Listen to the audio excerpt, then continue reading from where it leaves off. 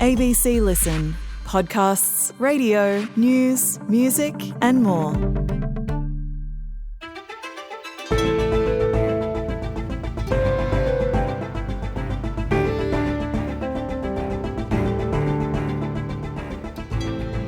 The world's attention has been consumed by American politics for obvious reasons. But amid all the news about an attempted assassination, you may have skipped over our very own alleged spying scandal. Two Russian-born Australians, Kira and Igor Korolev, were arrested on espionage charges in suburban Brisbane for allegedly trying to pass on sensitive defence secrets to Moscow.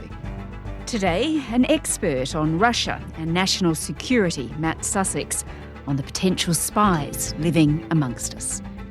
I'm Sam Hawley on Gadigal land in Sydney. This is ABC News Daily.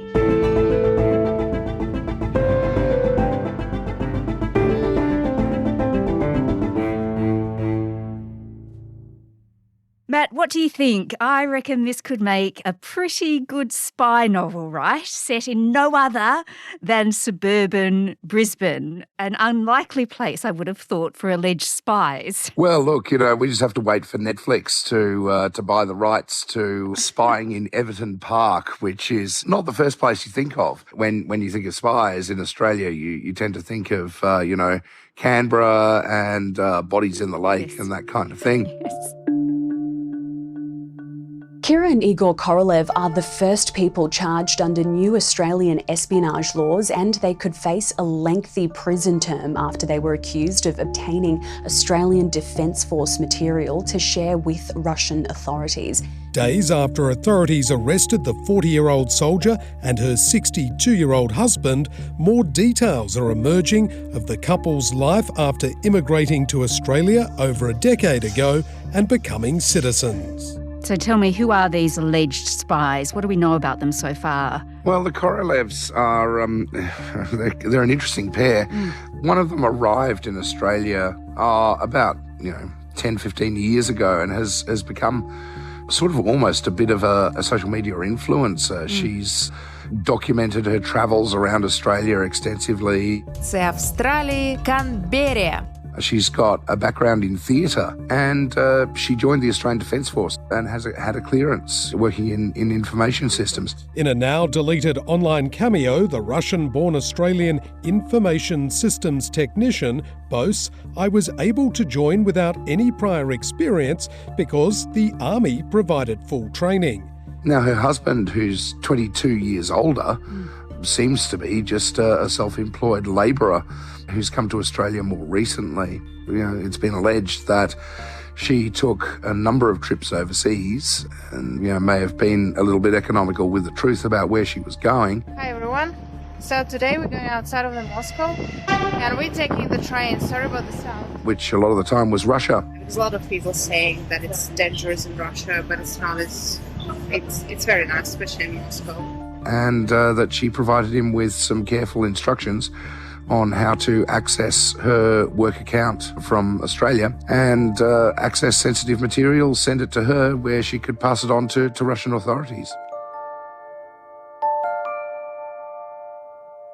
And there's even social media posts showing she was at Woomera, a military base in South Australia. So just tell me, Matt, what do we know about what sort of secrets this couple may have accessed? Well, these secrets would be on a defence net, so you would have to assume it's got something to do with either Australian capabilities or Australian systems for accessing information. Now, that sounds specific, but it's not. It could run the gamut of different things, from different bits of military kit to the way Australia goes about doing things like offensive cyber operations, to simply how to get into Australian secure systems. And so the potential for damage is actually relatively high, given that it would give a foreign power some insight into, either how Australian capabilities work and are used, or how their information systems operate. This is not the kind of thing that you would like falling into the hands of an unfriendly government.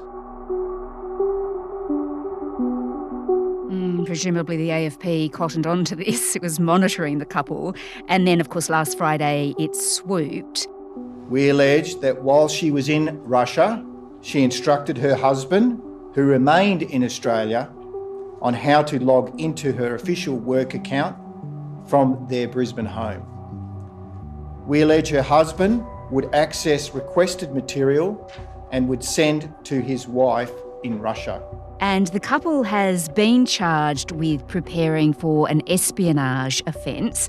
And that's significant, isn't it? Because it's the first time espionage charges have been laid since new laws came in 2018. That's right. The new foreign interference laws have been kind of laying dormant in terms of espionage charges for quite a while. So this is going to be an important test case. It does come with it the potential of a 15-year jail term. And it seems that the AFP and ASIO inquiry is still ongoing. So there may be an upgrade to those charges, and it could see them get 20 years if in fact that's proven in court. I do think we're probably unlikely to find out too much more about the sort of sources and methods that ASIO and the AFP employ, because you don't want to telegraph that to other governments. I mean, it does raise a couple of questions about, how people get security clearances, but simply if you meet the criteria, then you get the clearance. That's what happens. There is an enormous backlog when it comes to security vetting at the moment. That can be up to 2 years before they're approved, particularly at the highest levels. So, you need to throw a lot more resources at it. It is interesting, I think, to an extent that it seems that Korolev got her security clearance after 2014, so after the shoot down of MH17, and the time when Australia-Russia relations really took a nosedive. So you'd think that even though sometimes bureaucracies struggle to catch up with current events, I think we need to be pretty alive to the types of people who might be seeking a security clearance, whether it's through the armed forces or whether it's through the public service. Well, the couple hasn't entered a plea yet and they're due in court in September. But Matt, the Kremlin isn't happy, is it? Because the embassy here says the arrests were intended to launch another wave of anti-Russian paranoia in Australia. So it's all made up, according to the Kremlin. Oh, yes. And this is quite typical of the way that Moscow responds. They say that this is a beat-up, a furphy, and typically turn to the term Russophobia, which they say Western governments throughout the world are guilty of promoting. I mean, look, you can't really comment on something that's before the courts as to whether it's true or not. Have to wait to see whether that's proven. But it is certainly the case that Mike Burgess, the head of ASIO, has been warning for a long time that Australia is facing an unprecedented wave of foreign espionage activities. If you're spying in this country, we're looking for you. If you're being spied on in this country, we're looking out for you.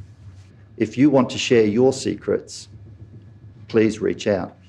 ASIO is always listening. And as we know, Russia has often been the top of the list of those countries that seek to engage in the clandestine harvesting of secret information about Australia, about its military capabilities and about its security. The espionage threat is real. Multiple countries are seeking to steal Australia's secrets.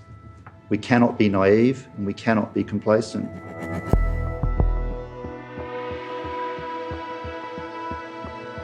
And the Prime Minister, Anthony Albanese, has basically told them to back off, is his words. So he's not really listening to what the Kremlin has to say. Russia can get the message, back off. Russia engages in espionage here and around the world.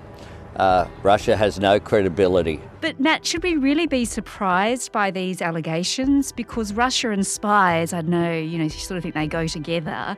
And other nations, of course, around the world, including in the UK, they've been battling this problem and they have had also multiple arrests in the past few years. Yeah, that's right. Russia has ramped up its human intelligence gathering in overseas countries, as well, of course, as having very robust cyber capabilities.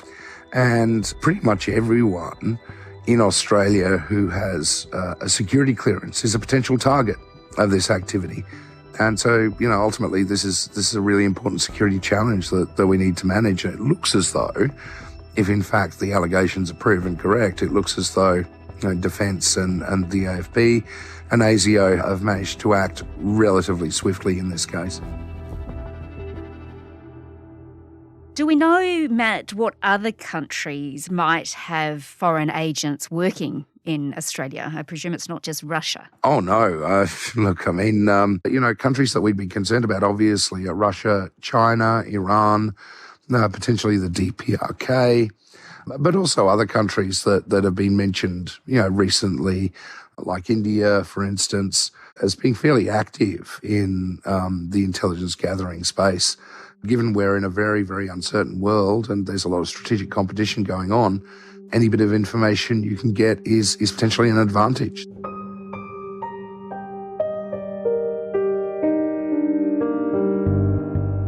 Well, as we said, the Russians are really unhappy about this. Is there any sense that there could be some sort of retaliation from the Kremlin? I mean, what could they do about this? Yeah, I mean, look, the Kremlin unfortunately has a habit of seeking sort of tit-for-tat scenarios where it will go and seize people of a particular nationality in order to swap them in the future to get their security operatives back.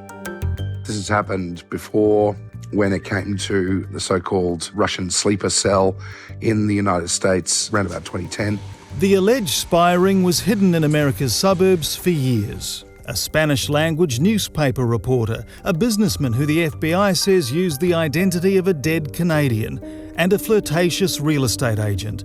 The FBI says 28-year-old Anna Chapman sent messages from her laptop at a New York coffee shop to a nearby van. Anna Chapman, the sort of femme fatale, was arrested along with a bunch of other Russian agents and were down the track swapped by the Russians. But it's been also more recent in the swapping of Brittany Griner, the US basketball player who was caught with a very, very small amount of cannabis oil in Russia and stuck into a labour camp. After months in Russian captivity, Brittany Griner was finally leaving. And in the end, the Russians swapped her for Victor Bout, who was a notorious arms dealer who also had plotted to kill Americans. And so there was a prisoner swap for that. So, the concern is that, Australians in Russia do face the potential of being targets of the Russian security services, if in fact Moscow is keen enough to get these two back.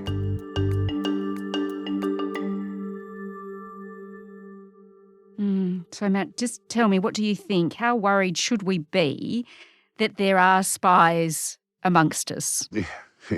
There's an old fridge magnet I remember that said you should be alert but not alarmed. But where we do need to be worried, I think, is just the sheer volume of attempts to hack into Australia's secrets and to capture them by hostile powers. It's probably not something that's going to affect ordinary Australian citizens too often, except when it's things like ransomware, where you have individuals who are basically proxies acting for a foreign state and stealing people's individual data and selling it to other bad actors or corrupting their devices. That's a challenge that we have faced as well. And it's something ultimately that undermines trust in democratic institutions in terms of their ability to protect Australians. And that's often something that hostile countries try and engender. Ultimately, they try and make us mistrust ourselves, and it weakens our society as a result. Matthew Sussex is an adjunct associate professor at the Australian National University. This episode was produced by Oscar Coleman and Sam Dunn. Audio production by Anna Chong. Our supervising producer is David Cody. I'm Sam Hawley. ABC News Daily will be back again on Monday. Thanks for listening.